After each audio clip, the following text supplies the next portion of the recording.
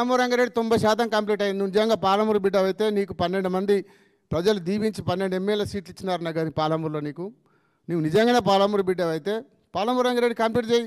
10% complete చేస్తే మన కొడంగల్ నియోజకవర్గానికే 150,000 ఎకరాలకు సాగునీరు వస్తుంది.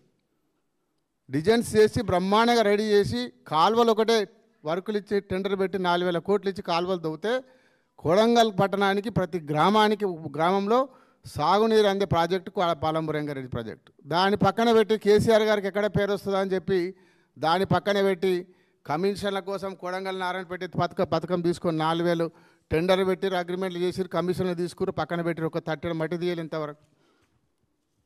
దమ్ముంటే పాలమూరు రంగారెడ్డి కంప్లీట్ చేయి. నిజంగానే పాలమూరు బిడ్డ అని నిరూపించుకుంటే పాలమూరు రంగారెడ్డి కంప్లీట్ చేయి. 10% పనులు కంప్లీట్ చేయి. 18 లక్షల ఎకరాలకు నీళ్ళు వస్తాయి. అది కంప్లీట్ చేసి నిరూపించుకో.